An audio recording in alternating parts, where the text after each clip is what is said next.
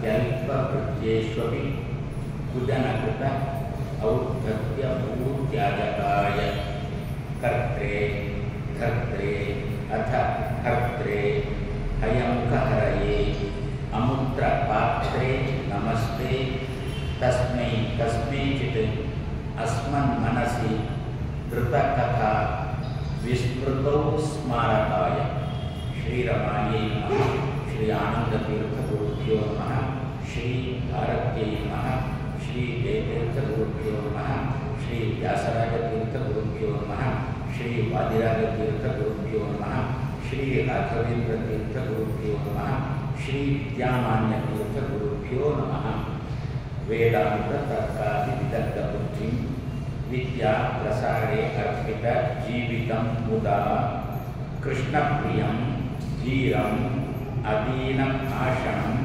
ನಮಾಮಿ ಉದಾರಂ ವಿಬುಧೇಶ ಯೋಗಿನಂ ಶ್ರೀ ಗುರುಭ್ಯೋ ನಮಃ ಶ್ರೀ ಪೂರ್ಣಬೋಧ ಗುರುತೀರ್ಥ ಪಯೋಕ್ತಿಪಾರ ಗುರು ರಾಘವೇಂದ್ರ ವಾಕ್ ದೇವತಾ ಸಹಿತ ಅಂ ವಿಮಲೀಕರೋತು ಶ್ರೀ ಗುರುಭ್ಯೋ ನಮಃ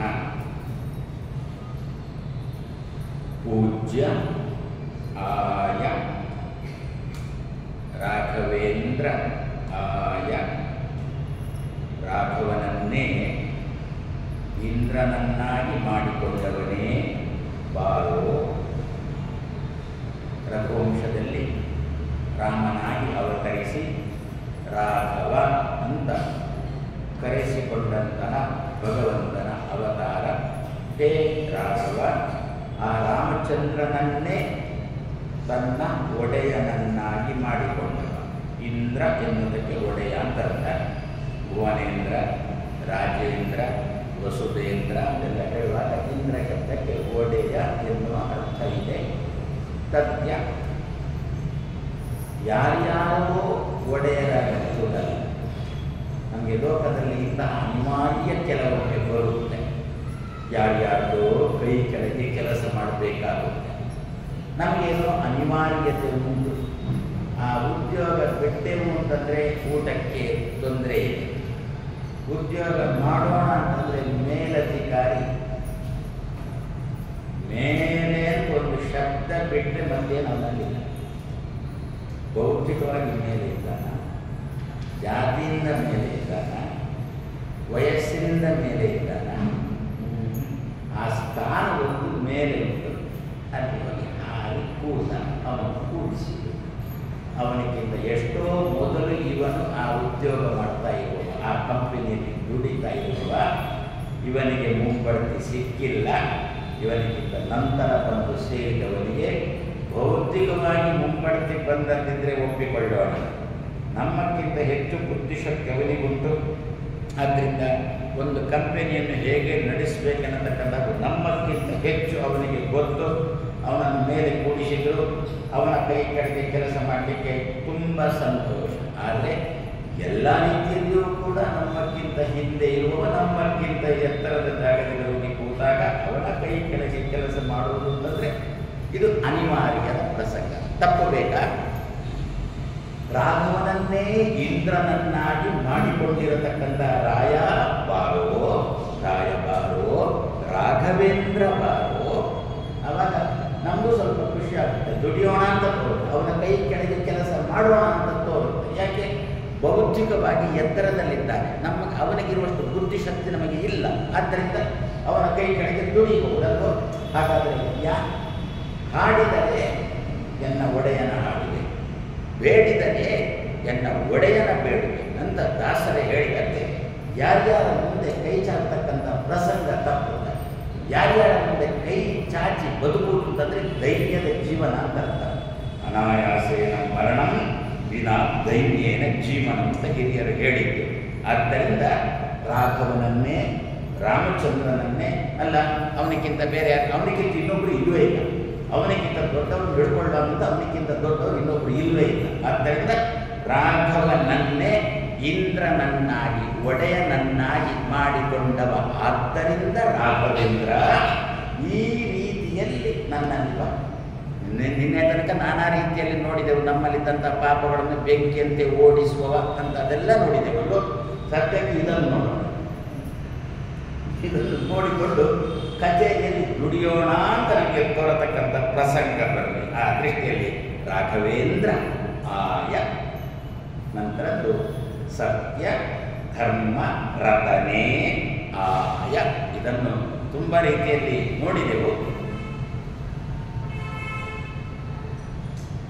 ತ್ಯ ಅಂದರೆ ಗೊತ್ತು, ಜ್ಞಾನಾನಂದ. ಸತ್ ಅಂದರೆ ಗೊತ್ತು, ಒಳ್ಳೆಯದು ಅಂತ ಅರ್ಥ. ಒಳ್ಳೆಯದು ಅಂತಂದರೆ ಭಗವಂತನಿಗೆ ಸಂಬಂಧಪಟ್ಟ ಜ್ಞಾನಾನಂದ ಅಂತ. ಬಹಳ ದೂರ ಇತ್ತು. ದೇವರಿಗೆ ಸಂಬಂಧಪಟ್ಟಂತಹ ಜ್ಞಾನಾನಂದದಲ್ಲಿ ನೀವು ರತನಾಗಿದ್ದವ ಅಂತ ಹೇಳಿದರೆ ತುಂಬ ದೂರ ಇತ್ತು. ಯಾಕೆ? ರಾಯರಿಗೂ ಭಗವಂತನಿಗೂ ಮಧ್ಯದಲ್ಲಿ ಭಾರೀ ಭಾರೀ ಜನಗಳಿದ್ದಾರೆ. ತಾರತಮ್ಯ ಪ್ರಕಾರ ನೋಡ್ತಾ ಹೋದರೆ ಭಾರೀ ಜನಗಳಿದ್ದಾರೆ. ಹಾಗಾದರೆ ಮತ್ತೆ ಏನು ಮಾಡೋಣ? ಸತ್ ತ್ಯಾಲು ಅದನ್ನು ಬಿಡಿಸಿದ್ದು. ತ್ಯಾ ಅಂತಂದರೆ ಜ್ಞಾನ ಮತ್ತು ಆನಂದ ಅಂತ ತಾನೆ. ತ ಯಾ, ತ ಅಂತಂದು ಬಿಟ್ಟರೆ ಆನಂದ, ಯಾ ಅಂತಂದು ಬಿಟ್ಟರೆ ಜ್ಞಾನ, ಆನಂದ ಜ್ಞಾನ. ನಾವು ಹೇಳುವಾಗ ಜ್ಞಾನಾನಂದ ಅಂತಂದು ಬಿಡುತ್ತೇವೆ. ಎಂಥದ್ದು? ಸತ್ ತ್ಯ. ಸತು ಅಂದರೆ, ಸತು ಅಂದರೆ ವಾಯುದೇವರಿಗೆ ಹೆಸರು. ಸತು ಅಂತೇಳಿ ವಾಯುದೇವರನ್ನು ಕರೀತಾರೆ ಶಾಸ್ತ್ರಕಾರ. ಅದ್ಯಾಕೆ ವಾಯುದೇವರನ್ನು ಸತ್ತು ಅಂತ ಕರೆಯೋದು? ನಮ್ಮನ್ನು ಕರೆಯಬಾರ್ದು ಸತ್ತು ಅಂತೇಳಿ? ಇಲ್ಲ, ನಾವು ಸತ್ತುಗಳಲ್ವೇ ಅಲ್ಲ, ಮತ್ತೆ ಸತ್ತ ಅಸತ್ತು. ವಾಯುದೇವರನ್ನು ಸತ್ತು ಅಂತ ಕರೀತಾರೆ. ಯಾಕೆ ಸತ್ತು ಅಂತ ಕರೀತಾರೆ? ಒಳ್ಳೆ, ಆದ್ದರಿಂದ ಅವರನ್ನು ಸತ್ತು ಅಂತ ಕರೀತಾರೆ. ನೋಡಿ, ಲೋಕದಲ್ಲಿ ಕೂಡ ಚಾಲ್ತಿಯಲ್ಲಿ ಹೇಳುವುದುಂಟು, ಸತ್ತು ಅಂತಂದರೆ ಗಾಡಿ ದೇವರು ಅಂತ. ಸತ್ತು ಅಂತ ಯಾರ ಹೆಸರು? ಗಾಡಿ ದೇವರ ಹೆಸರು, ವಾಯುದೇವರ ಹೆಸರು. ಲೋಕದಲ್ಲಿ ಅನುಭವಕ್ಕುಂಟ ಎಲ್ಲರಿಗೂ ಅನುಭವಕ್ಕುಂಟು. ಯಾಕೆ? ಹೇಗೆ ಬದುಕಿದ್ದೇವೆ ಅಂದ್ರೇನರ್ಥ? ಗಾಡಿ ಒಳಗೆ ಉಂಟು. ಸಾಯುವುದಕ್ಕೇನು ಹೇಳುವುದು? ಸತ್ತು ಹೋಯ್ತು, ಸತ್ತೋಯ್ತು, ಸತ್ತು ಹೋಯ್ತು. ಬದುಕಿರುವಾಗ ಏನಿತ್ತು? ಗಾಳಿ ಇತ್ತು. ಸಾಯುವಾಗ ಏನಾಯಿತು? ಸತ್ತು ಹೋಯಿತು. ಸತ್ತು ಹೋಯ್ತು ಅಂದರೆ ಗಾಳಿ ಹೋಯಿತು, ಅದು ಸತ್ತು ಆಗಿತ್ತು, ಗಾಳಿ ಹೋಯಿತು. ಇದು ಯಾರು ಒಪ್ಪಲಿಕ್ಕೆ ನಾನು ಸುತರಾಂ ಒಪ್ಪೋಲ್ಲ ಅಂತ ಹೇಳ್ತಾರೋ ಅವರು ಒಪ್ಪಲೇಬೇಕು. ಅದು ಸತ್ತು ಹೋಯಿತು ಅಂತಂದರೆ ಗಾಳಿ ದೇವರು ಹೋದ್ರು ಅಂತ ಅರ್ಥ ಮಾಡಬೇಕಾಗುತ್ತೆ. ಆದ್ದರಿಂದ ನಾನು ಸತ್ತು ಹೋಯ್ತು ಅಂತ ಹೇಳೋಲ್ಲ, ಮತ್ತೆ ಹೇಳ್ತೀಯ ಮರಕಾಯಿ ಅಂತಂತೀಯ ಅಥವಾ ಗೊಟಕ್ಕು ಅಂತಂತೀಯ. ಆದರೆ ಸರಿಯಾದ ಶಬ್ದ ಏನು? ಸತ್ ಹೋಯಿತು. ಸತ್ ಹೋಯಿತು ಅಂದರೆ ಒಳಗಿದ್ದಂಥ ಗಾಳಿ ಹೋಯಿತು. ಹಾಗಾದರೆ ಸತ್ರಿಂದ ಯಾರಿಗೆ ಹೆಸರು? ಗಾಳಿಗೆ ಹೆಸರು. ಸತ್ ಯಾ, ಸತ್ಯ, ಸತ್ ಗಾಳಿಗೆ ಸಂಬಂಧಪಟ್ಟ ಆನಂದ ಮತ್ತೆ ಜ್ಞಾನ. ಸತ್ಯ ಗಾಳಿಗೆ ಸಂಬಂಧಪಟ್ಟ ಆನಂದ ಮತ್ತೆ ಜ್ಞಾನಕ್ಕೆ ಸತ್ಯ ಅಂತ ಹೆಸರು. ಸತ್ತಿಗೆ ಸಂಬಂಧಪಟ್ಟ ಅಂದರೆ ಸತ್ತಿನಲ್ಲಿ ಇರತಕ್ಕಂತಹ ಜ್ಞಾನ ಮತ್ತೆ ಆನಂದ. ಸತ್ ಅಂದರೆ ಯಾರು? ಆನಂದ ತೀರ್ಥರು. ಸತ್ ಅಂದರೆ ಯಾರು? ಗಾಳಿ ದೇವರು. ಗಾಳಿ ದೇವರ ಅವತಾರನೇ ಆನಂದ ತೀರ್ಥರು.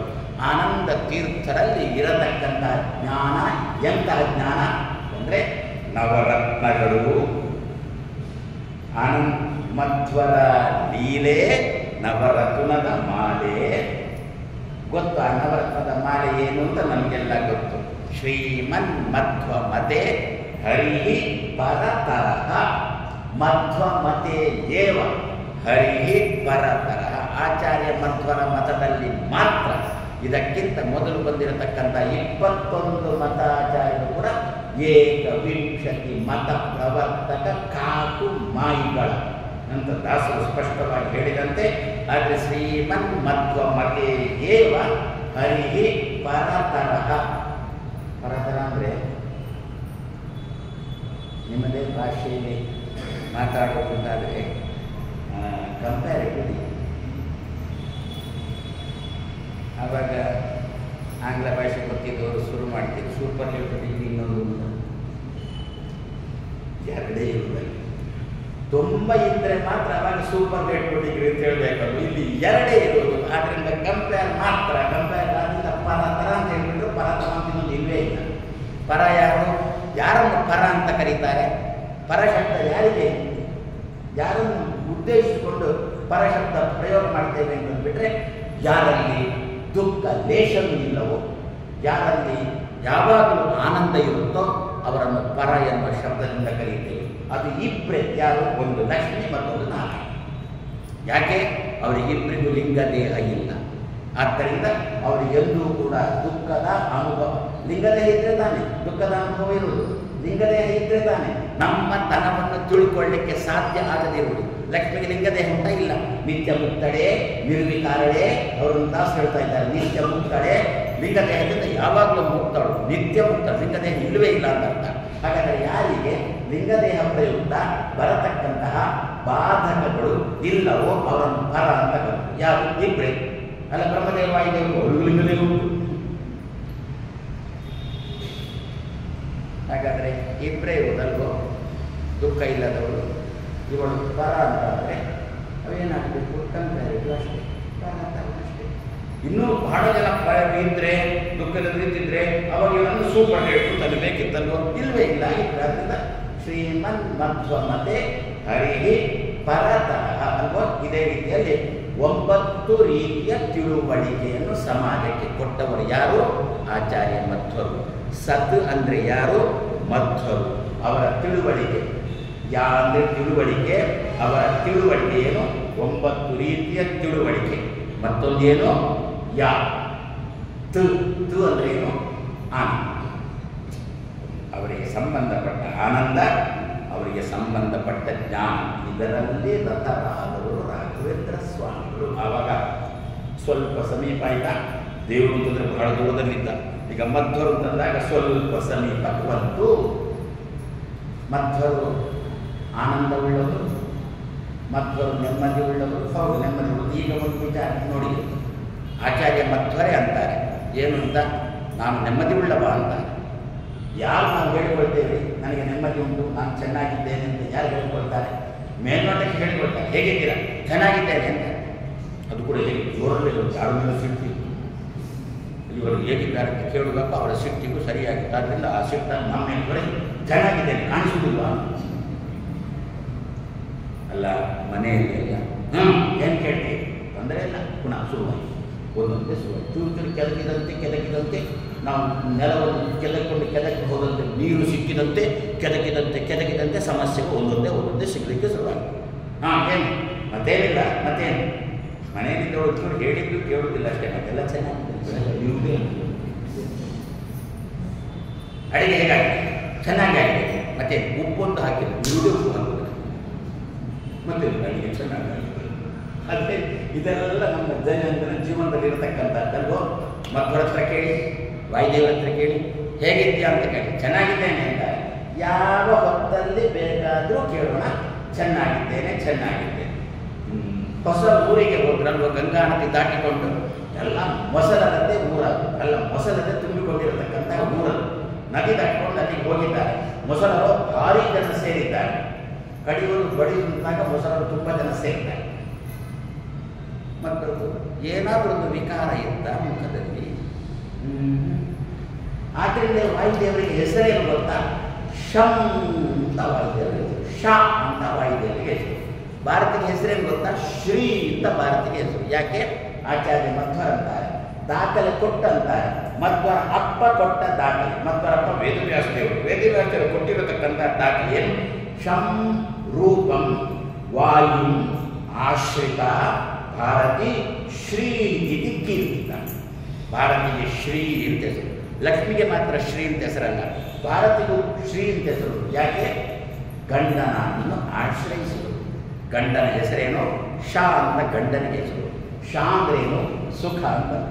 ಸುಖರೂಪನಾದ ಗಂಡನನ್ನು ಆಶ್ರಯಿಸಿದವಳಾದ್ದರಿಂದ ಇವಳಿಗೆ ಶ್ರೀ ಅಂತ ಹೆಸರು ಅಂತ. ಶಂಭೂವಂ ಆಶ್ರಿತ ವಾಯು ಶ್ರೀರಿತ್ಯೇವಚ ಕೀರ್ತಿತ. ಶಂಕರ ಯಾರ ಹೆಸರು? ಶಂಕರ ಅಂತೇಳಿ. ಪಾರ್ವತಿ ಪತಿ ಶಂಕರ. ಮತ್ತು ಯಾವುದು? ಮಧ್ವರು ಬರುವುದಕ್ಕಿಂತ ಮೊದಲು ಒಬ್ಬರು ಆಚಾರ್ಯರು ಬಂದಿದ್ದರು. ಅದನ್ನು ಹೇಳಿದ್ದಲ್ಲ ನಾನು, ಅದು ಶಂಕರ ಅಲ್ಲ, ಅದು ಸಂಕರ.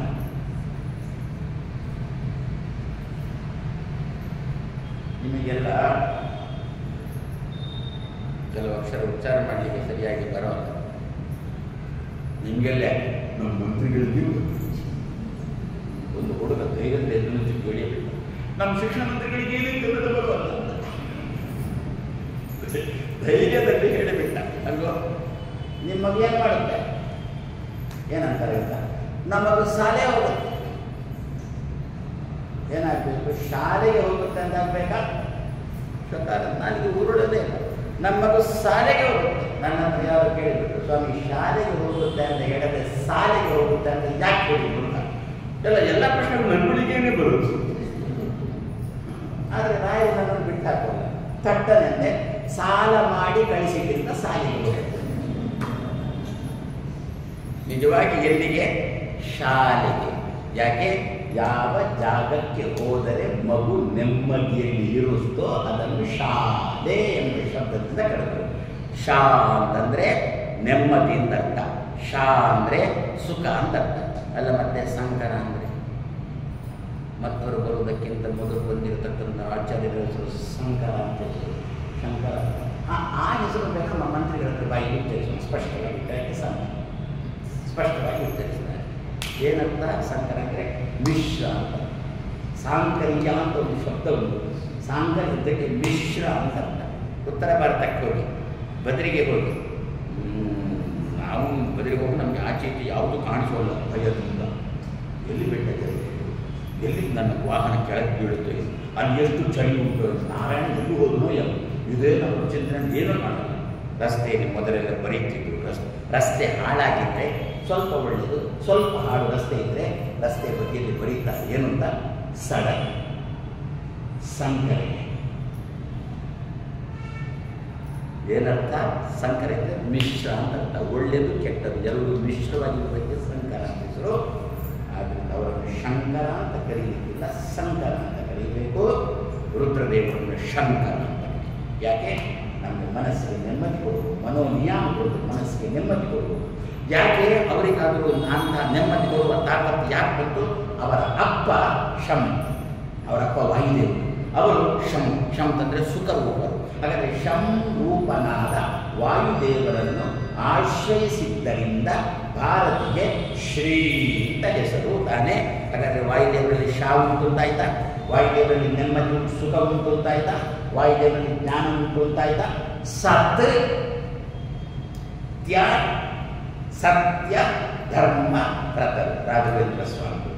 ವಾಯುದೇವರಲ್ಲಿ ಇರತಕ್ಕಂಥ ನೆಮ್ಮದಿ ಏನುಂಟು, ವಾಯುದೇವರಲ್ಲಿ ಇರತಕ್ಕಂಥ ಜ್ಞಾನ ಏನುಂಟು, ಆ ಜ್ಞಾನವನ್ನು ತಾನು ಧಾರಣೆ ಮಾಡುವ ವಿಷಯದಲ್ಲಿ ರಥವು ಸತ್ಯ ಧರ್ಮ ರಥ. ಹೀಗೆ ಹಾಗಾದರೆ ಆ ತಿಳು ನಮ್ಮದೇ ಬೇಕಲ್ವೋ ಉಂಟ ನಮ್ಮಲ್ಲೀಗ. ಆದ್ದರಿಂದ ರಾಘವೇಂದ್ರ ಸ್ವಾಮಿಗಳನ್ನು ಪ್ರಾಣೇಶ ವಿಠಲರು ಪ್ರಾರ್ಥನೆ ಮಾಡಿದ್ದಾರೆ.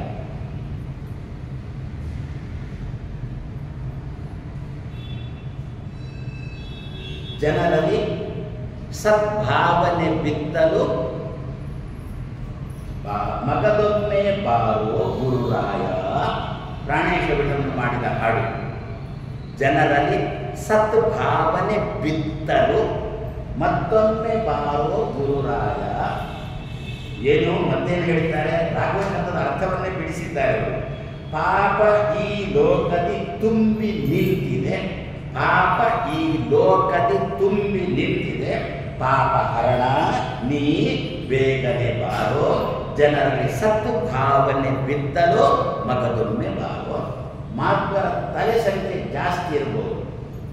ಲೆಕ್ಕ ಮಾಡ್ತಾ ಹೋದರೆ ಮಾಧ್ವರು ಜಾಸ್ತಿ ವರ್ಷದಿಂದ ವರ್ಷಕ್ಕೆ ಜಾಸ್ತಿ ಆಗಿ ಆಗ್ತಾರೆ. ಸಂತತಿ ಬೆಳೆದಾಗ ಜಾಸ್ತಿ ಆಗಿ ಆಗ್ತಾರೆ. ತಲೆ ಹೊರಗೆ ಜಾಸ್ತಿ ಆಯಿತು, ತಲೆ ಒಳಗೆ ಕಮ್ಮಿ. ಅದಕ್ಕಂತೂ ಸದ್ಭಾವನೆ, ಏನೇನೋ ಭಾವನೆ ಬಿತ್ತಲಲ್ಲ. ಪ್ರಾಣೇಶ ಹೇಳೋದು ಏನೇನೋ ಭಾವನೆ ಬಿತ್ತಲಲ್ಲ, ಸದ್ಭಾವನೆ ಬಿತ್ತಲು. ಸತ್ ಅಂತಂದರೆ ಮುಖ್ಯ ಪ್ರಾಣ. ಮುಖ್ಯ ಪ್ರಾಣನ ಭಾವನೆ ಅಭಿಪ್ರಾಯ ಏನು? ಆ ಭಾವನೆ ಬಿತ್ತಲು ಮಗದೊಮ್ಮೆ ಬಾರೋ ಗುರುರಾಯ. ಪಾಪವನ್ನು ಓಡಿಸಿ ಸದ್ಭಾವನೆ ಅವರಲ್ಲಿ ಬಿತ್ತು. ಅಠಂ ದ್ರಾವಯತೆ ಯಸ್ಮಾತ್ ವೇಂಕಾರ ವಾಂಛಿತ ಪ್ರದಃ ರಾಘವೇಂದ್ರ. ಅವರ ಭಾವನೆ ಹರಿ ಸರ್ವೋತ್ತಮತ್ವ. ಅಂತೂ ನವರತ್ನಗಳು ಅದನ್ನು ಪುನೊಮ್ಮೆ ಬಿತ್ತಲು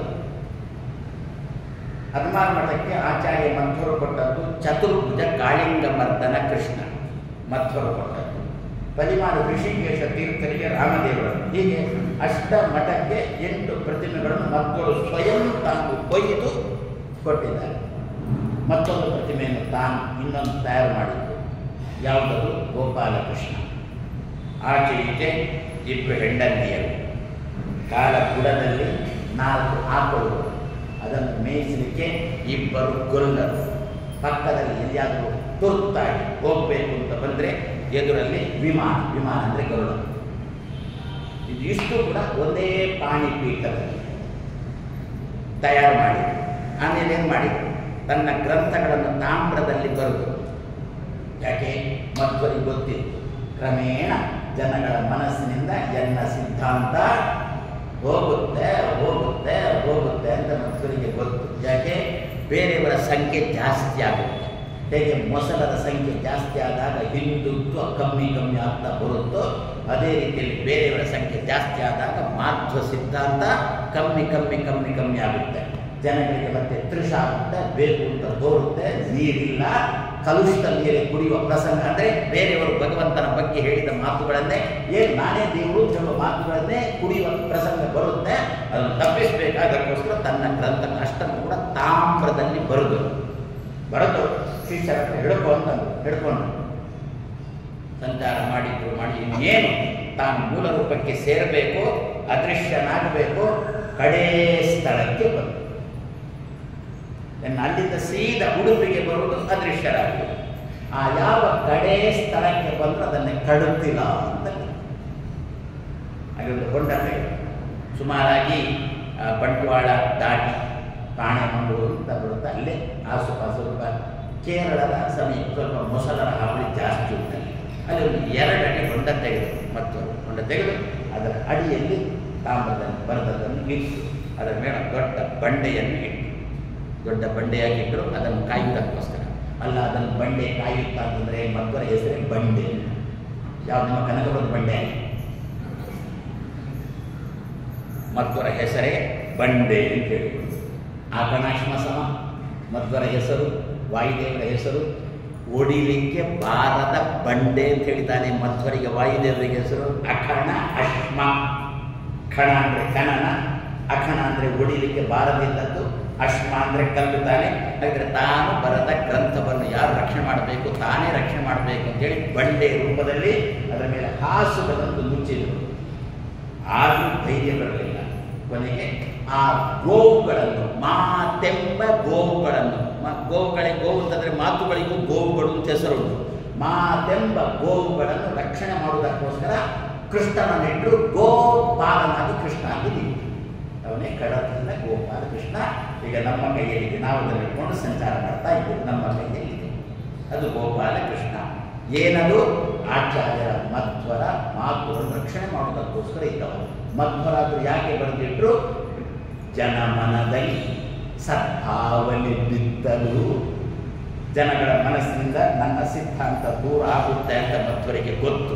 ಅವಾಗ ಬೇಕು ಅಂತ ತೋರಿದಾಗ ಸದ್ನ ಭಾವನೆ, ಸದ್ಭಾವನೆ. ಸತ್ನ ಭಾವನೆ, ಭಾವನೆ ಶಬ್ದಕ್ಕೆ ಅಭಿಪ್ರಾಯ ಅಂತ ಅರ್ಥ. ಸತ್ ಅಂತಂದರೆ ವಾಯುದೇವರು ಅಂತ ಅರ್ಥನ. ಸತ್ನ ಭಾವನೆ, ಸದ್ಭಾವನೆ ಬಿಟ್ಟಲು. ನಾವು ಮಕ್ಕಳಿಗೆ ಉಪದೇಶ ಮಾಡುವುದುಂಟು ಆವಾಗ ಒಂಚೂರು ಸದ್ಭಾವನೆ ಬೆಳೆಸಿಕೊಳ್ಳಿ. ಮಕ್ಕಳ ತಲೆಯಲ್ಲಿ ಏನೇನೇನೋ ಭಾವನೆಗಳಿರ್ತವೆ. ಅದರಲ್ಲೂ ಅಮ್ಮ ಬೈತಾಳೆ, ಸ್ವಲ್ಪ ಸದ್ಭಾವನೆ ಬೆಳೆದು.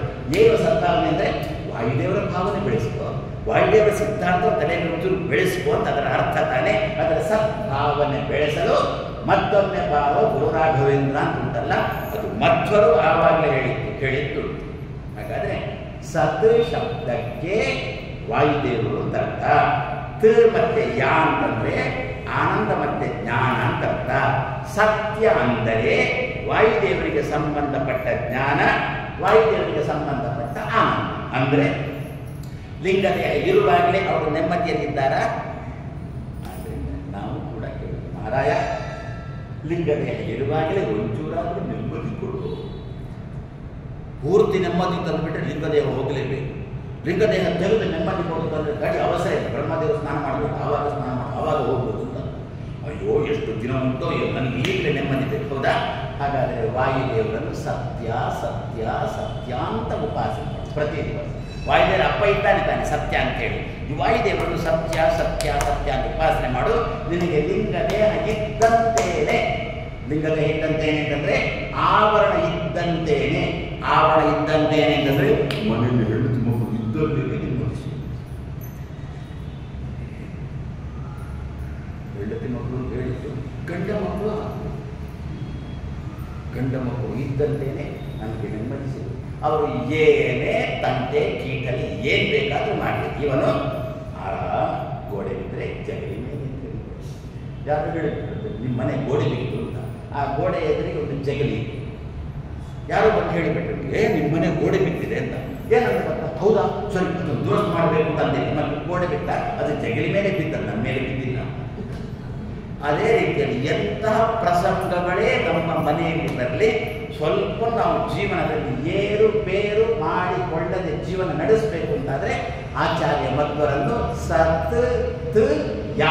ಸತ್ಯ ಅಂದರೆ ಸಮಸ್ಯೆಗಳು ಇದ್ದರೂ ಕೂಡ ಅದಕ್ಕೆ ತಲೆ ಕೆಡಿಸಿಕೊಳ್ಳದೆ ಭಾರಿ ಅದನ್ನು ಹಾರಾಡುವುದು ಚೀರಾಡುವುದು ಏನು ಮಾಡದೆ ಆ ಸಮಸ್ಯೆಯನ್ನು ಅಲ್ಲೇ ಪರಿಹರಿಸಲಿಕ್ಕೆ ಬೇಕಾಗಿರತಕ್ಕಂಥ ತಾಕತ್ತು ಸತ್ತಿನಲ್ಲಿ ಉಂಟು.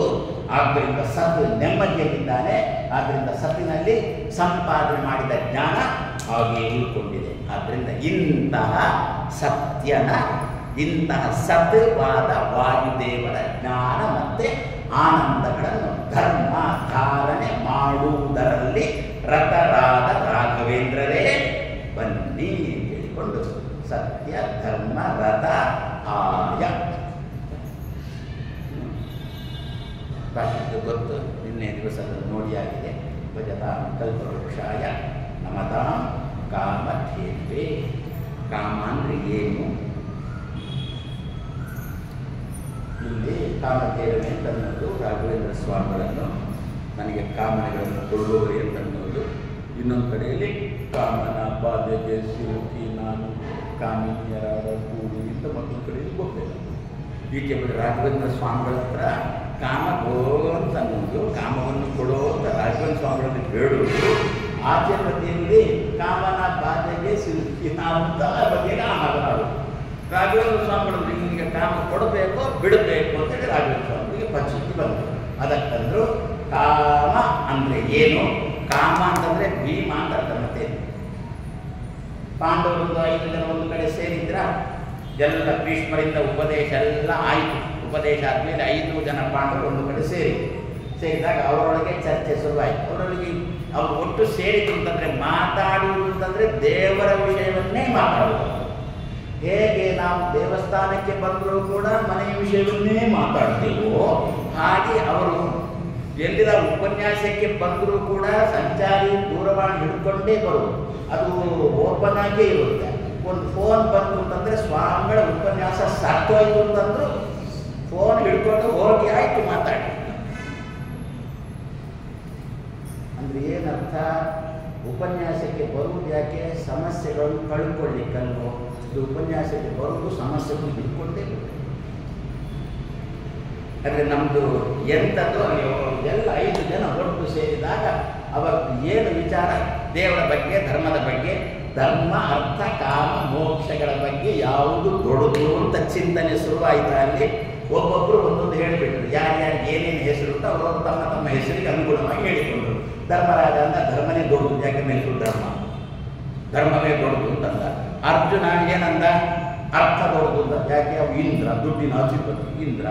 ನಕುಲ ಸಹದೇವರು ಅರ್ಜುನ ಹೇಳಿದ್ದಕ್ಕೆ ಸೈ ಅಂತಂದ್ರು. ಯಾಕೆ ಅಂತಂದ್ಬಿಟ್ರೆ ಅರ್ಜುನನ ಕೈಕೊಳಗಿರ್ಬೋದು ನಕುಲ ಸಹದೇವರು ಸೈ ಅಂತ ಉಳಿದ ಭೀಮಸೇನ ಇವತ್ತೆಲ್ಲ ಮುಗೀತ ಅಂತ ಕೇಳ್ತಾರೆ. ನಮ್ದೆಲ್ಲ ಆಯ್ತು ಅಂತಂದ್ರು. ಯಾವಾಗ ಭೀಮಸೇನಂದ ಕಾಮ ಶ್ರೇಷ್ಠ ಅಂತ ಭೀಮಸೇನ. ನಮಗೆಲ್ಲ ವಿಪರೀತ ತೋರುತ್ತಲ್ಲೋ ಅದು ಹಾಗೆ ಅಂತ. ಮನುಷ್ಯರಿಗೆ ಯಾವುದು ಬೇಕು ಅದು ದೇವರಿಗೆ ತೆಗೆಗೆ ಬೇಡ, ದೇವತೆಗಳಿಗೆ ಯಾವುದು ಬೇಕು ಅದು ಮನುಷ್ಯರಿಗೆ ಬೇಡ. ದೇವತೆಗಳಿಗೆ ಯಾವುದು ಬೇಕು? ದೇವರು. ಮನುಷ್ಯರಿಗೆ ದೇವರು. ಮನುಷ್ಯರಿಗೆ ಏನು ಬೇಕು? ಸಂಸಾರ ಬೇಕು. ದೇವತೆಗಳಿಗೆ ಸಂಸಾರ ಬೇಕು. ಅದರಿಂದ ಭೀಮಸೇನಂದ ಕಾಮಗಳು ಅಂತ ಅದರ ಬಗ್ಗೆ ಒಳ್ಳೆಯ ಸಿದ್ಧಾಂತ ಭೀಮಸೇನ ಸಮರ್ಥನೆ ಮಾಡ್ತಾನೆ. ಭೀಮಸೇನನ ಕಾಮ ಅಂದರೆ ಯಾವುದು? ನಮ್ಮ ಪ್ರಾಯಕ್ಕೆ ಬಂದಾಗ ನಮ್ಮ ಮನಸ್ಸು ವಿಕಾರ ಆಗ್ತದಲ್ಲ. ಮೊನ್ನೆ ಒಂದು ದಿವಸ ಹೇಳಿದೆ, ಕಣ್ಣು ಕಣ್ಣು ಸಂಯೋಗ ಅಂತ ಹೇಳಿದೆ ಅಲ್ವಾ? ಆ ಕಾಮ ಅಲ್ಲ ಭೀಮಸೇನ. ಭೀಮಸೇನನ ಕಾಮ ಅಂತಂದ್ರೆ ರಾಮನೆಂಬ ಕಾಮವೇ ಭೀಮಸೇನ. ಮನ್ಮಥನ ಕಾಮ ಅಲ್ಲ ಭೀಮಸೇನನ ಕಾಮ ಅಂತ. ಭೀಮಸೇನನ ಕಾಮ ಅಂತಂದ್ರೆ ಭಗವಂತನನ್ನು ಭಜಿಸುವ ಆಸೆ ಎನ್ನತಕ್ಕಂಥ ಕಾಮ. ಈ ಕಾಮ ದೊಡ್ಡದು ಅಂತ ಭೀಮಸೇನ ಅಂತಲ್ವೋ. ಅದರಿಂದ ಕಾಮಧೇನವೇ, ಧೇನು ದೋಹನ ಮಾಡುವುದು. ಕಾಮವನ್ನು ದೋಹನ ಮಾಡುವವರೇ ನನಗೆ ಕಾಮವನ್ನು ದೋಹನ ಮಾಡಿ. ಏನು ಕಾಮ? ಮನ್ಮಥನೆಂಬ ಕಾಮವನ್ನು ಅಲ್ಲ, ಭಗವಂತನೆಂಬ ಕಾಮವನ್ನು, ಭೀಮನೆಂಬ ಕಾಮವನ್ನು ನನಗೆ ದೋಹನೆ ಮಾಡಿ. ಭೀಮಸೇನನ ಸಿದ್ಧಾಂತವಾದ ಕಾಮವನ್ನು ನನಗೆ ದೋಹನ ಮಾಡಿ. ಏನದು? ಹರಿಭಜನೆ, ಭಗವಂತ ಎನ್ನತಕ್ಕಂಥ ಕಾಮನೆ ತಾನೆ, ಅದನ್ನು ದೋಹನ ಮಾಡಿ. ಅವ ಆ ಭೀಮ ಅಂದ್ರು ಕಾಮ ಅಂದ್ರು ಒಂದೇ. ಭೀಮನನ್ನು ದೋಹನೆ ಮಾಡಿ ಅಂತ, ಕಾಮವನ್ನು ದೋಹನೆ ಮಾಡಿ ಅಂತಂದ್ರೆ ಭೀಮನನ್ನು ದೋಹನೆ ಮಾಡಿ ಅಂತ. ಯಾಕೆ ಭೀಮನನ್ನು ದೋಹನೆ ಮಾಡಬೇಕು? ಭೀಮ ಅನ್ನೋದು ಬಿಟ್ರೆ ನಿರ್ಭೀತಿ, ಭೀಮ ಅನ್ನೋದು ಬಿಟ್ರೆ ಭೌತಿಕ, ಭೀಮ ಅಂದ್ಬಿಟ್ರೆ ಬಲ, ಭೀಮ ಅಂದ್ಬಿಟ್ರೆ ಆರೋಗ್ಯ, ಬುದ್ಧಿ ಬಲ ಯಶ ಧೈರ್ಯ ನಿರ್ಭಯತ್ವ ಆರೋಗ್ಯತ. ಭೀಮ ಅಂದ್ರೆ ಪ್ರಾಮಾಣಿಕತನ. ಆದ್ದರಿಂದ ಕಾಮಧೇನವೇ ನನಗೆ ಭೀಮನೆಂಬ ಕಾಮವನ್ನು ಒದಗಿಸಿಕೊಡುವ ರಾಘವೇಂದ್ರ ಸ್ವಾಮಿಗಳೇ ನಿಮಗೆ ನಮಸ್ಕಾರ. ಧ್ರುವಾದಿತ್ವಾಂತರವೇ ಇದು ಅರ್ಥ. ಇನ್ನು ನಮಸ್ಕಾರ ಮುಂದಿನ ಶ್ಲೋಕದಲ್ಲಿರುವುದು ಧ್ರುವಾದಿತ್ವಾಂತರವೇ ಅಂತ. ಅದರ ಅರ್ಥವನ್ನು ನಾವು ಮೊನ್ನೆ ದಿವಸ ನೋಡಿದ್ದೆವು. ಸೂರ್ಯನಂತೆ ಇದ್ದೀರಾ ನೀವು, ಮುಂದಿನದಂತಾರೆ ಚಂದ್ರನಂತೆ ಇದ್ದೀರಾ. ವೈಷ್ಣವ ಇಂದೀವರ ಇಂದಲೇ ಸೂರ್ಯ ಚಂದ್ರನನ್ನು ಒಟ್ಟಿಗೆ ನೋಡಬೇಕಾ? ರಾಯರನ್ನು ಭಜನೆ ಮಾಡಬೇಕು. ಇಲ್ಲಂದ್ರೆ ಸೂರ್ಯನ ಜೊತೆಗೆ ಚಂದ್ರ ಸೇರಿದಂತಂದ್ರೆ ಕಾಣುವುದೇ ಚಂದ್ರ.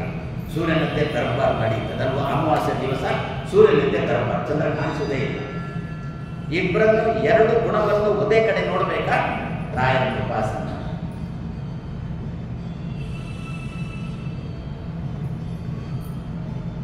ಸಾಮಾನ್ಯವಾಗಿ ನಮ್ಮ ಕ್ರಮ ಹೇಗಿರುತ್ತೆ ಅಂತಂದ್ರೆ, ಕಚೇರಿಯಲ್ಲಿ ಏನೋ ಪಿಕಲಾಟ ಆಗಿದೆ, ಮೇಲಧಿಕಾರಿಯ ಕಿರುಕುಳ ಕಿರುಕುಳ ಕಿರುಕುಳ ಬೇಸತ್ತು. ಅದೇ ರಾಜೀನಾಮೆ ಕೊಡ್ಲಿಕ್ಕೆ ಆಗೋದಿಲ್ಲ, ಬೇಸತ್ತು. ಅದನ್ನೇ ತೋರಿಸ್ತೇವೆ. ಮನೆಗೆ ಬಂದು ನರಸಿಂಹಾವತಾರ ಕಚೇರಿಯಲ್ಲಿ ಮಾಡಲಿಕ್ಕೆ ಬರೋಲ್ಲ. ಕಚೇರಿ ನಮ್ಮ ರೌದ್ರಾವತಾರ ಪ್ರದರ್ಶನ ಮಾಡಲಿಕ್ಕೆ ಬರೋಲ್ಲ. ಅವಾಗ ಡೆಲ್ಲಿ ಅದರ ಪ್ರದರ್ಶನ, ಮನೆಯಲ್ಲಿ ಅದರ ಪ್ರದರ್ಶನ. ಆವಾಗ ಮನೆಯೊಳಗೆ ಇಳಿಸಿ ಆಯಿತು, ಕಚೇರಿ ಏನೋ ಕಡಿಮೆ ಆಯಿತು. ಒಂದ ಮನೆಯಲ್ಲಿ ಏನಾದರೂ ಇದ್ದರೆ, ಮನೆಯಲ್ಲಿ ಏನಾದರೂ ಇಂಥ ಅವಸ್ಥೆ ಅವಘಡ ಒದಗಿ ಬಂದರೆ ಕಚೇರಿಗೆ ಹೋಗಿ ನಮ್ಮಕ್ಕಿಂತ ಕೈ ಕೆಳಗಿದ್ದಾನಲ್ಲ ಅವನ ಮೇಲೆ ಕುದುರೆ ಸವಾರಿ ಒಂದು ಶುರುವಾಯಿತು. ಅದಕ್ಕಂದು ಎಲ್ಲಿ ಯಾರಿಂದ ನಮಗೆ ಸಿಟ್ಟು ಬಂದಿದೋ ಆ ಸಿಟ್ಟು ಅಲ್ಲೇ, ಆ ಸಿಟ್ಟು ಮತ್ತೊಂದು ಕಡೆ ಇರತಕ್ಕಂಥ ನಿಮಗೆ ಇನ್ನೊಂದು ಕಡೆ ಇಲ್ಲ. ರಾಘವೇಂದ್ರ ಸ್ವಾಮಿಗಳನ್ನು ಸೂರ್ಯ ಚಂದ್ರ ಅಂತ ಚಿಂತನೆ ಮಾಡೋಣ. ಯಾವಾಗ ಸೂರ್ಯ ಯಾವಾಗ ಚಂದ್ರ? ಧ್ರುವಾದಿತ್ವಾಂತ ರವಯೇ. ದೇವರ ಬಗ್ಗೆ ಕೆಟ್ಟದ್ದು ಮಾತಾಡಬಹುದು. ದೇವರ ಬಗ್ಗೆ ನಾನು ಹೇಳಿದ್ದು ಅದೇ ಆಗಬೇಕು ಅಂತೇನಿಲ್ಲ. ಸಮಾಜದಲ್ಲಿ ಇದನ್ನು ಕೂಡ ಮೊನ್ನೆ ಹೇಳಿದ್ದೆ. ಸಮಾಜದಲ್ಲಿ ನಮ್ಮ ಬಗ್ಗೆನೇ ಕೆಟ್ಟದ್ದು ಮಾತಾಡುವವರು ಇರ್ತಾರಲ್ಲ, ಅವರ ಬಾಯಿ ಮುಚ್ಚಿಸುವುದು ಹೇಗೆ? ಮಾತಾಡಿ ಶುರು ಮಾಡಿದ್ರೆ ಇನ್ನಷ್ಟು ಮಾತಾಡ್ತಾರೆ. ತೆಪ್ಪಗೆ ಕೂತ್ರೆ ಹೌದು ಅಂತಾಗಿ ಬಿಡುತ್ತೆ. ಇಂತಹ ಸಂದರ್ಭದಲ್ಲಿ ಒಂದೇ ಪರಿಹಾರ, ಧ್ರುವಾದಿತ್ವಾಂತ ರವಯೇ. ರಾಘವೇಂದ್ರ ಸ್ವಾಮಿಗಳೇ, ನಿಮ್ಮನ್ನು ಸೂರ್ಯ ಅಂತ ನಾನು ಉಪಾಸನೆ ಮಾಡ್ತೇನೆ.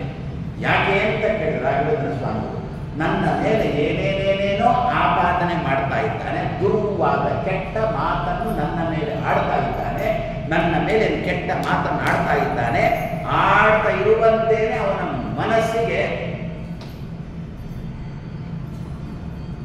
ಈ ಸೂರ್ಯನಂತೆ ಬಂದು ಹೇಗೆ ಬೆಂಕಿ ಬಂದರೆ ಎಲ್ಲ ಸುಟ್ಟು ಹೋಗುತ್ತೋ ಅದೇ ರೀತಿಯಲ್ಲಿ ಮಾತು ತೇನು ಅವನ ಮನಸ್ಸಿನಲ್ಲಿ ಮಾತಾಡಲಿಕ್ಕೆ ಏನು ಒಂದೊಂದೇ ಸ್ಫೂರ್ತಿ ಹೊಳೆಯುತ್ತದೆ. ಅದಕ್ಕೆ ಬೆಂಕಿ ಇಲ್ಲದ ಮಾತಾಡುವುದೇ ಅದೊಂದು ಕತ್ತಲೆ ಅಂತ. ಆ ಕತ್ತಲೆಗೆ ನೀವು ಬೆಂಕಿ ಅಂತೀರಿ, ಕತ್ತಲೆಗೆ ನೀವು ಸೂರ್ಯನಂತೀರಿ. ಅವಾಗ ಏನಾಗುತ್ತೆ? ಸ್ತಬ್ಧ. ಮುಂದೆ ಏನು ಮಾತಾಡಬೇಕು ಅಂತ ಅವನಿಗೆ ತೋರೋದು. ಒಮ್ಮೊಮ್ಮೆ ನಮ್ಮ ಮನಸ್ಸು ಕೂಡ ಅಲ್ಲಿಗೆ ನಿಮ್ಮದೇ ಘಾಟಿ ಹೇಳ್ತಾರೆ. ಮುಂದೆ ಏನು ಮಾತಾಡಬೇಕು ಅಂತಲೇ ಗೊತ್ತಾಗಲ್ಲ. ಇಂಥ ಪ್ರಸಂಗ ನಮ್ಮಲ್ಲಿ ಇರುತ್ತಲ್ಲ, ರಾಘವೇಂದ್ರ ಸ್ವಾಮಿಗಳನ್ನು ಸೂರ್ಯ ಅಂತ ಉಪಾಸನೆ ಮಾಡುತ್ತಾರೆ. ಆವಾಗ ಯಾರಾದರೂ ನಮಗೆ ಸುಮ್ಮನೆ ಒಳ್ಳೆಯ ಕೆಲಸ ಮಾಡ್ತಾ ಇರುವುದು ಕಣ್ಣಿಗೆ ಕಾಣಿಸ್ತಾ. ಈಗ ಸ್ನಾನ ಮಾಡಿದ್ರಿಂದ ಪುಣ್ಯ ಬರುತ್ತೆ, ಜಪ ಮಾಡಿದ್ರಿಂದ ಪುಣ್ಯ ಬರುತ್ತೆ. ಸರಿ, ನೀವು ಹೇಳಿದ್ರಿ, ನಾನು ಕೇಳಿದ್ರಿ, ನೋಡು ಪುಣ್ಯ ಬಂತು, ನೋಡು 1 kg ಪುಣ್ಯ ಬಂತು ಅಂತ ಬೆರಳು ತೋರಿಸಿ ಹೇಳಿಕ್ಕೆ ಬರುತ್ತಾ? ಇಷ್ಟು kg ಪುಣ್ಯ ಬಂತು, ಇಷ್ಟು kg ಪಾಪ ಹೋಯಿತು ಅಂತೇಳಿ ಕೈ ಬೆರಳು ತೋರಿಸಿ ಹೇಳಲಿಕ್ಕೆ ಬರುತ್ತಾ? ಇಲ್ಲ. ಶಾಸ್ತ್ರ ಹೇಳುತ್ತೆ, ಸ್ವಾಮಿಗಳು ಹೇಳಿದ್ದಾರೆ, ಉಪನ್ಯಾಸ ಕೇಳಿದರೆ ಪುಣ್ಯ ಬರುತ್ತೆ ಅಂತ ಸ್ವಾಮಿಗಳು ಹೇಳಿದ್ದಾರೆ, ಪುಣ್ಯ ಬರುತ್ತೆ. ಏನು ಬರುವಾಗ ತೂಕ ಕಮ್ಮಿ ಇದ್ದು ಉಪನ್ಯಾಸ ಕೇಳಿ ಹೋದಾಗ ಉಪನ್ಯಾಸ ತಲೆ ತೂಗಿ ಹೋದಾಗ ತೂಕ ಜಾಸ್ತಿ ಆಯಿತಾ? ತೂಕ ಜಾಸ್ತಿ ಆಗಿದ್ರೆ ಅದು ಪುಣ್ಯ ಸೇರಿಕೊಂಡು ತೂಕ ಜಾಸ್ತಿ ಆಯಿತು ತಂದ್ಬೋದು. ಒಂದೇ ತೂಕದಲ್ಲಿ ಇರ್ತೇವೆ, ಯಾವುದೇ ವಿಕಾರ ಇರುವುದಿಲ್ಲ. ಉಪನ್ಯಾಸಕ್ಕೆ ಬರುವ, ಸುಮ್ಮನೆ ತಮಾಷೆ ಕೇಳ್ತೇವೆ, ಉಪನ್ಯಾಸಕ್ಕೆ ಬರುವಾಗ ಹೇಗಿರ್ತೇವೋ ಉಪನ್ಯಾಸಕ್ಕೆ ಹೋಗುವಾಗಲೂ ಹಾಗೆ ಬದಲಾವಣೆ. ಏನಾದರೂ ಬದಲಾವಣೆ ಆಗಿದ್ದರೆ ಉಪನ್ಯಾಸ ಮಾಡುವವರಲ್ಲಿ ಮಾತ್ರ ಸ್ವಲ್ಪ ಬದಲಾವಣೆ ಆಯಿತು ಕಾಣುತ್ತೆ. ಯಾಕೆ ಬದಲಾವಣೆ ಎನರ್ಜಿ ಸ್ವಲ್ಪ ಹೋಯ್ತು, ಯಾಕೆ ಒಬ್ಬೇ ಹೋಗುತ್ತೆ. ಆದರೆ ಪುಣ್ಯ ಬಂತು ಪಾಪ ಬಂತು ಎನ್ನುವುದು ಹೇಳ್ತಾರೆ, ಕೇಳ್ತೇವೆ, ಬಂದದ್ದು ಕಣ್ಣಿಗೆ ಕಾಣಿಸೋದು. ಆದರೆ ಭಾರತದಲ್ಲಿ ಇಷ್ಟು ಒಳ್ಳೆಯ ಕೆಲಸ ಮಾಡಿದ್ರೂ ಕೂಡ ಅಲ್ಲಿಗೆ ಹೋಗಿ ಉಗ್ರಗಾಮಿಗಳ ನೆಲೆಯನ್ನು ಸದೆ ಬಡದದ್ದನ್ನು ಬಡಿಸಿಕೊಂಡವರು ಒಪ್ಪಿದ್ರೂ ಕೂಡ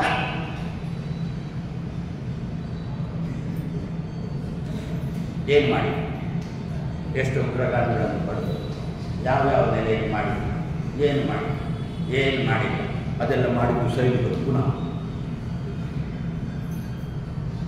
ಇಂತಹ ಅಬದ್ಧ ದುರ್ವಾದಗಳು ಉಂಟಲ್ಲ, ಕೆಟ್ಟ ಮಾತುಗಳು ಉಂಟಲ್ಲ, ಈ ಕೆಟ್ಟ ಮಾತುಗಳನ್ನು ಅವರು ಆಡಲಿಕ್ಕೆ ಅವರಿಗೆ ಕತ್ತಲೆ ಆವರಿಸಿದೆ ತಲೆ. ಅದಕ್ಕೋಸ್ಕರ ರಾಘವೇಂದ್ರ ಸ್ವಾಮಿಗಳನ್ನು ಸೂರ್ಯನೇ ಅಂತ ಉಪಾಸನೆ ಮಾಡುವ. ಆವಾಗ ಏನು ಕೆಟ್ಟದ್ದು ಮಾತಾಡಬೇಕು ಅಂತ ಇವುಗಳ ತಲೆಯೇ ಹೋಗಲ್ಲ, ತೆಪ್ಪಗೆ ಬಾಲ ಮಡಿಸಿಕೊಂಡು ಕೂಡ್ತಾರೆ.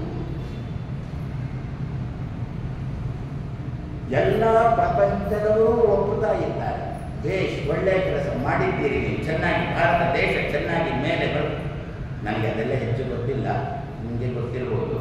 ಆರ್ಥಿಕವಾಗಿ ಭಾರತ ಒಂದು ಸಂದರ್ಭದಲ್ಲಿ ಎಲ್ಲೋ ಒಂದು ಮೂಲೆಯಲ್ಲಿದ್ದಂತೆ ಈಗ ಭಾರಿ ಏನು ಜಪಾನನ್ನು ಕೂಡ ಮೀರಿ ನಮ್ಮ ಭಾರತ ಆರ್ಥಿಕ ಸ್ಥಿತಿಯಲ್ಲಿ ಮೇಲೆ ಬರ್ತಾ ಉಂಟು.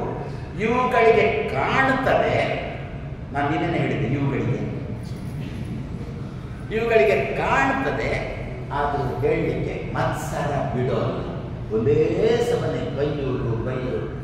ಆದ್ರಿಂದಲೇ ಕಾಣುತ್ತೆ ನಮ್ಮ ಪ್ರಧಾನಮಂತ್ರಿ ಆರೋಗ್ಯದಲ್ಲಿದ್ದಾರೆ. ಯಾಕೆ? ಹಂದಿ ಇದ್ದರೆ ಹೇಗೆ ಕೇರಿ ಸುದ್ದಿಯೋ ಹಾಗೆ ನಿಂದಕರು ಇರಬೇಕು, ನಿಂದಕರು ಇರಬೇಕು. ಪಾಪ ಇದ್ರೆ ನನಗೆ ಕಾಯಿಲೆಗಳೆಲ್ಲ ಬಂದು ಏನು ಮಾಡಲಿಕ್ಕಾಗುವಲ್ಲ. ಪಾಪ ಏನಂದ್ರೆ ಇವುಗಳು ಬೈದೋದ್ರಿಂದ ಪಾಪ ಎಲ್ಲ ಬೈದು ಆರೋಗ್ಯವಂತರಾಗಿ 100 ಕಾಲ ಅವರು ಬಾಳಿ ಭಾರತವನ್ನು ಪ್ರಥಮ ಸ್ಥಾನದಲ್ಲಿ ಆರ್ಥಿಕವಾಗಿ ನಿಂತುಕೊಳ್ಳೋಸ್ಕರ ಮುಂದೆ ಇಂಥವುಗಳು ಇನ್ನೂ ಬದುಕಿ ಇರಬೇಕು. ಹಂದಿಗಳು ಇನ್ನೂ ಬದುಕಿಕೊಂಡಿರಬೇಕು.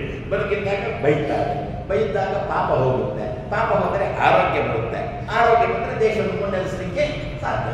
ಹಾಗಾದರೆ ದುರ್ವಾದಿ ಧ್ವಾಂತರವಯೇ ಮೈ ಪರಚಿಕೊಳ್ಳೋಣ ಅಂತಂದ್ರೆ ನಾವು ಪತ್ರಿಕೆಯನ್ನು ಓದುವಾಗ ಪತ್ರಿಕೆಗೆ ಒಬ್ಬೊಬ್ಬರನ್ನು ಒಂದೊಂದು ಇದಾರಲ್ಲ, ನಿಮ್ಮ ಮುಖ್ಯಮಂತ್ರಿ, ನಾನು ನಮ್ಮ ಮುಖ್ಯಮಂತ್ರಿ ಅಂತ ಹೇಳೋದು ಯಾಕೆ ನಾನು ಓದು ಹಾಕಿಲ್ಲ.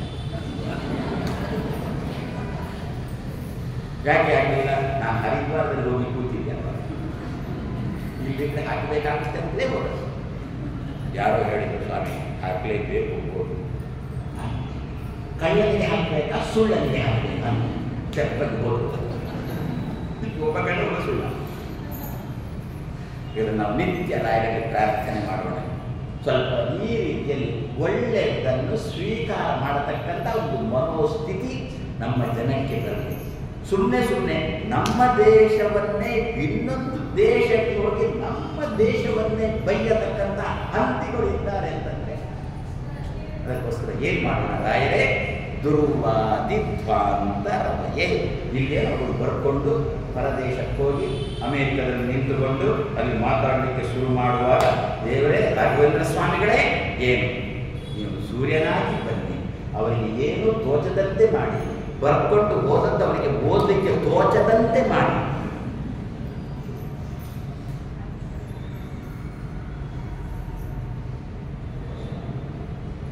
ಯುಳಿಚಿ ಮೋನೆಯವರು ನಿನ್ನೆ ನೋಡಿದ್ದೆ. ಯುಳಿಚಿ ಬರಲು ಅವರಿಗೆ ಸ್ವಂತ ಮಾತಾಡಲಿಕ್ಕೆ ಬರದು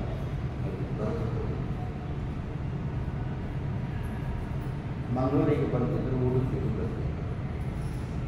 ಮಂಗಳೂರಿನ ಜನರೇ ಅಂತ ಹೇಳಿಕೊಂಡು ಸಂಬೋಧನೆ ಮಾಡಿಕೊಂಡು ಅವರಿಗೆ ಬರೆದು ಕೊಟ್ಟಿದ್ರು ವಿಷಯ. ಮಂಗಳೂರಲ್ಲಿ ಬಂದರುವುದು ಅದು ಇರುವುದು ಅಂತ ಹೇಳಿಕೊಂಡು ಬರೆದು ಕೊಟ್ಟಿದ್ದು, ವಿಮಾನ ಉಂಟು ಬಂದರುವುದು ಎಲ್ಲ ಬರೆದು ಕೊಟ್ಟಿದ್ದು. ಉಡುಪಿಗೂ ಬರೆದು ಕೊಟ್ಟಿದ್ದು, ಕೃಷ್ಣ ದೇವಸ್ಥಾನ ಉಂಟು, ಸುವರ್ಣ ನದಿ ಉಂಟು, ಅಷ್ಟಮ ಸರಿ. ಮಂಗಳೂರಲ್ಲಿ ಅವರದ್ದು ಭಾಷಣಕ್ಕೆ ಓದಲಿಕ್ಕೆ ಶುರು ಮಾಡುತ್ತಾರೆ. ಓದಲಿಕ್ಕೆ ಶುರು ಮಾಡಿ ಏನು ಉಡುಪಿಯಲ್ಲಿ ಕೃಷ್ಣ ದೇವಸ್ಥಾನ, ಓದುವಲ್ಲಿ ಮಂಗಳೂರಲ್ಲಿ ಅಷ್ಟಮಠಗಳು ಉಂಟು, ಕೃಷ್ಣ ದೇವಸ್ಥಾನ ಉಂಟು, ಸುವರ್ಣ ನದಿ. ಯಾಕೆ ಮಪ್ಪು ಬಂದು ಕೊಟ್ಟಿದ್ದು, ಯಾಕೆ ಬರೆದು ಕೊಟ್ಟದ್ದನ್ನು ಓದುವುದಕ್ಕೆ ಮಪ್ಪು.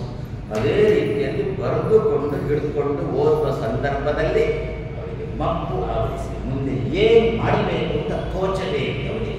ಆ ದೃಷ್ಟಿಯಲ್ಲಿ ನೀವು ಸೂರ್ಯನಂತೆ ಬನ್ನಿ, ಅವರಿಗೆ ಕತ್ತಲೆ ಆವರಿಸಬೇಕು. ನೀವು ಸೂರ್ಯನ ಪ್ರಕಾಶ ತುಂಬ, ಸೂರ್ಯನ ಪ್ರಕಾಶ ಅನ್ನೋದು ಏನು ಕಾಣಿಸೋಲ್ಲ, ಸೂರ್ಯ ಇಲ್ಲದಿದ್ದರೂ ಏನು ಕಾಣಿಸೋಲ್ಲ, ಸೂರ್ಯನ ಪ್ರಕಾಶ ಅತಿಯಾದರೂ ಕೂಡ ಏನು ಕಾಣಿಸೋಲ್ಲ ಅಲ್ವೋ. ನೀವು ದುರ್ವಾದಿತ್ವಾಂತರವಯೇ, ಈ ರೀತಿಯಲ್ಲಿ ಅಂತಹ ಜನಕ್ಕೆ ನೀವು ಸೂರ್ಯನಾಗಿ ಬಂದು ಅವರಿಗೆ ಮುಂದೆ ಏನು ಕಾಣಿಸದಂತೆ ನೀವು ಮಾಡುವವರಾಗಿ ರಾಘವೇಂದ್ರ ಸ್ವಾಮಿಗಳೇ ಅಂತ ಹೇಳಿಕೊಂಡು ಪ್ರತಿ ದಿವಸ ನಾವು ರಾಘವೇಂದ್ರ ಸ್ವಾಮಿಗಳನ್ನು ಪ್ರಾರ್ಥನೆ ಮಾಡೋಣ. ಏನೋ ನಮ್ಮಲ್ಲಿ ಒಳಗಿಂದ ಅಜ್ಞಾನ ಸೇರಿಕೊಂಡಿರುತ್ತೆ, ಭಗವಂತನ ಬಗ್ಗೆ ಅಜ್ಞಾನ ಅಂತಕ್ಕಂಥ ಕತ್ತಲೆ ಸೇರಿಕೊಂಡಿರುತ್ತೆ. ರಾಯರೇ ಅಂತ ಪ್ರತಿ ದಿವಸ ಪ್ರಾರ್ಥನೆ ಮಾಡೋಣ. ಏನೋ ನಿಮ್ಮ ಬಗ್ಗೆ ಓದಲಿಕ್ಕೆ ಅಂತ ತೊಡಗಿದ್ದೇನೆ ನಾನು, ಅದು ಏನು ಅರ್ಥನೇ ಆಗೋದು, ಅರ್ಥ ಆಗುವುದೇನಂತಕ್ಕಂಥ ಕತ್ತಲೆ ಏನೋ ಒಳಗೆ ಸೇರಿಕೊಂಡಿದೆ. ಈ ಕತ್ತಲೆಯನ್ನು ಓಡಿಸುವವರಾಗಿ ನಿಮ್ಮ ಬಗ್ಗೆ ನನಗೆ ಸರಿಯಾದ ಪರಿಚಯ ಬರುವಂತೆ ನೀವು ಮಾಡಿ. ದುರ್ವಾದಿತ್ವಾಂತರವಯೇ, ದೇವರ ಬಗ್ಗೆ ಕೆಟ್ಟ ಕೆಟ್ಟ ಮಾತನ್ನು ಆಡುವವರು ಯಾರಿದ್ದಾರೆ ಅವರನ್ನು ಓಡಿಸುವುದು, ಅವರೆಂಬ ಕತ್ತಲೆಯನ್ನು ಓಡಿಸುವ ವಿಷಯದಲ್ಲಿ ನೀವು ಸೂರ್ಯನಂತೆ ಇರಬೇಕು ರಾಘವೇಂದ್ರ ಸ್ವಾಮಿಗಳಂತೇಳಿ. ದುರ್ವಾದಿತ್ವಾಂತರವಯೇ ವೈಷ್ಣವ ಇಂದೀವರ ಇಂದವೇ. ಇಂದೀವರ ಅಂತೇಳಿ ನೈದಿಲ ಪುಷ್ಪಕ್ಕೆ ಇಂದೀವರ ಅಂತ ಹೆಸರು. ತಾವರೆ ಪುಷ್ಪ, ನೈದಿಲ ಪುಷ್ಪ ಎರಡು. ಅದಕ್ಕೆ ಯಾಕೆ ಇಂದೀವರ ಅಂತ ಹೆಸರು? ಒಳ್ಳೆಯ ಬೆಳಕನ್ನು ಕೊಡ್ತದಂತೆ, ಒಳ್ಳೆಯ ಪ್ರಕಾಶಮಾನವೂ ಇರುತ್ತಂತೆ. ಅದರ ಪ್ರಕಾಶಮಾನ ಅಂದರೆ ಒಳ್ಳೆಯ ಶೋಭೆ ಉಂಟು ಅಂತ ಅರ್ಥ, ಚೆನ್ನಾಗಿ ಶೋಭಿಸ್ತದೆ ಅಂತ ಅರ್ಥ. ಇಂಧನ, ಇಂದಿ ಎಲ್ಲ ಒಂದೇ. ಇಂಧನ ಅಂದರೆ ಗೊತ್ತು, ಅದೇನು ಮಾಡುತ್ತೆ, ಅದಕ್ಕೆ ಬೇಕಿಡಿದ್ರೆ ಒಳ್ಳೆಯ ಶೋಭಿಸ್ತದೆ. ಅದೇ ರೀತಿ ಈ ಪುಷ್ಪವು ಕೂಡ ಶೋಭಿಸುವ ಇತರ ಪುಷ್ಪಗಳಿಗಿಂತ ಇದು ಉತ್ತಮವಾಗಿ ಶೋಭಿಸೋದ್ರಿಂದ ಇಂದಿ ವರ. ವರ ಅಂದರೆ ಶ್ರೇಷ್ಠ, ಇಂದಿ ಅಂದರೆ ಚೆನ್ನಾಗಿ ಶೋಭಿಸ್ತಕ್ಕಂಥವುಗಳು. ಚೆನ್ನಾಗಿ ಶೋಭಿಸತಕ್ಕಂಥ ಪುಷ್ಪಗಳ ಪೈಕಿ ಚೆನ್ನಾಗಿ ಶೋಭಿಸ್ತದೆ. ಅದು ಆ ರೀತಿ ಶೋಭಿಸಲಿಕ್ಕೆ ಕಾರಣ ಯಾರು ಅಂತಂದರೆ ರಾಯರೇ ನೀವು ಉದಿಸಿಕೊಂಡು ಬಂದಾಗ ವೈಷ್ಣವರು ಸಂತೋಷಪಟ್ಟು, ವೈಷ್ಣವರ ಮುಖ ಹರಡಿತು. ಹಬ್ಬ ನಮಗಿನ್ನು ನಮ್ಮ ಪಕ್ಷದಲ್ಲಿ ರಾಘವೇಂದ್ರ ಸ್ವಾಮಿಗಳು ಇದ್ದಾರೆ. ಭಗವಂತನ ಸರ್ವೋತ್ತಮತ್ವವನ್ನು ಸಾಧನೆ ಮಾಡತಕ್ಕಂಥ ರಾಘವೇಂದ್ರ ಸ್ವಾಮಿಗಳು ನಮ್ಮ ಪಕ್ಷದಲ್ಲಿ ಇದ್ದಾರೆ ಅಂತ ಹೇಳಿಕೊಂಡು ವೈಷ್ಣವರು ಯಾರಿಗೂ ಕೂಡ ಕೀಟಲೆ ಮಾಡುವವರಲ್ಲ. ಹಿಂದೂಗಳೇ ಯಾರಿಗೂ ಕೀಟಲೆ ಮಾಡುವವರಲ್ಲ, ಬ್ರಾಹ್ಮಣರು ಯಾರಿಗೂ ಕೀಟಲೆ ಮಾಡುವವರಲ್ಲ, ವೈಷ್ಣವರಂತೂ ಯಾರಿಗೂ ಏನು ಖಂಡನೆ ಮಾಡುವರು.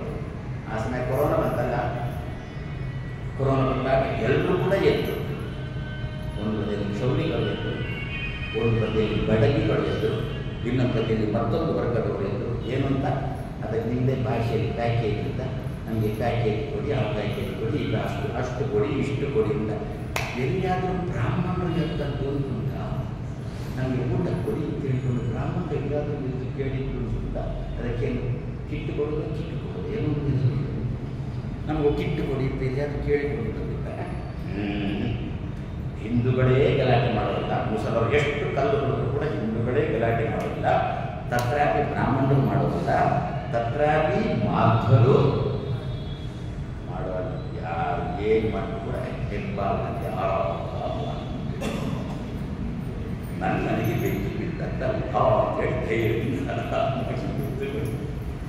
ಹಾಗಾದರೆ ಅದನ್ನು ವೈಷ್ಣವರು ಅಂತಂದರೆ ಅವರು ಎಂದೂ ಕೂಡ ವಿಷ್ಣುವಿನ ಪಾರಮ್ಯವನ್ನು ತಾವು ಒಳಗೇನೆ ಅನುಸಂಧಾನ ಮಾಡಿಕೊಂಡು ಆ ನೈದಿಲ ಪುಷ್ಪದಂತೆ ತಾವು ಇರುವವರು.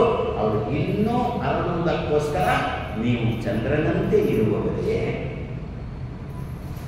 ನಮ್ಮ ವಂಶವನ್ನು ಅರಳಿಸೋ ನಾವು ಯಾರಿಗೂ ಗಂಟೆ ತಕರಾರು ಮಾಡುವವರಲ್ಲ. ನಮಗೆ ಸಂತತಿ ಆಗಿಲ್ಲ, ಇನ್ನೊಬ್ಬರಿಗೆ ನಂತರದಲ್ಲಿ ಲಗ್ನ ಆಗಿ ಸಂತತಿಯಾಗಿದೆ, ಅದಕ್ಕೆ ನಾವು ಮತ್ಸರ ಪಡುವವರಲ್ಲ. ಗಾಂಧಾರಿಯಂತೆ ಮತ್ತೆ ನಿನ್ನಲ್ಲಿ ಬೇಡ ಏನು ಅಂತ ನನಗೊಂದು ವೈಷ್ಣವ ವಂಶ, ನನ್ನ ವಂಶ ಬೆಳೆದರೆ ನಿನ್ನ ವಂಶ ಬೆಳೆದರೆ ನನಗೇನು ಅಂತ ರಾಯರು ಕೇಳಿಯ.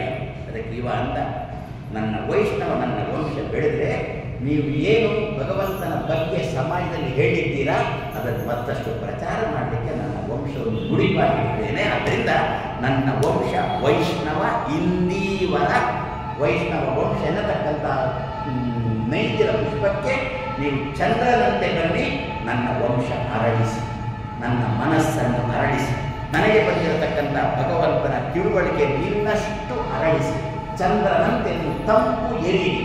ಸೂರ್ಯ ಬಂದು ಕರಟಿ ಹೋಗಿ ಚಂದ್ರ ಬಂದ ಬಗ್ಗೆ ತಂಪೆರಡು ಮತ್ತಷ್ಟು ಅರಳಿಸುವಂತೆ ಆಗಲಿ. ವೈಷ್ಣವ ಇಂದೀವರ ಹಿಂದವೇ ಶ್ರೀ ರಾಘವೇಂದ್ರ ಗುರವೇ, ಗುರುವೇ ಅಲ್ಲ, ಶ್ರೀ ರಾಘವೇಂದ್ರ ಗುರವೇ ನಮಃ. ಅತ್ಯಂತ ದಯಾಳು, ಅಂತ್ಯದಲ್ಲಿ ದಯಮಾಡು, ಅತಿ ಅಂಗ ಅತ್ಯಂತ ದಯಾಳುವಾದ ರಾಘವೇಂದ್ರ ಸ್ವಾಮಿಗಳಿಗೆ ನಮಸ್ಕಾರ ಅಂತೇಳಿ ಈ ನೋಡಿ ನೀವು ಅನಂತಪುರಕ್ಕೆ ಹೋಗಿದ್ದೀರ. 10 ನಿಮಿಷ ಬೇಗ ಮುಗಿಸ್ತಾ ಇದ್ದೇವೆ. ನಾಳೆ ಸಾಯಂಕಾಲ ತುಂಬ ಪ್ರಯತ್ನ ಮಾಡ್ತೇನೆ 6 ಗಂಟೆಗೆ ಬರಲಿಕ್ಕೆ. ಒಂಚೂರು ಆಚೆ ಆದಿ ಸ್ವಾಮಿಗಳು ನಾಳೆ 6 ಗಂಟೆಗೆ ಬರೋದು, ನಾವು 6:15 ಹೋದರೆ ಸಾಕು. 6 ಗಂಟೆಗೆ ಬಂದರೆ 6 ಗಂಟೆಗೆ ಶುರು ಮಾಡಿ ಬಿಡ್ತೇನೆ. ನಾಳೆ ಪುನಃ ಸೇರೋಣ ಅಂತ ಹೇಳ್ಕೊಂಡು ಮಾತನ್ನು ಕೃಷ್ಣ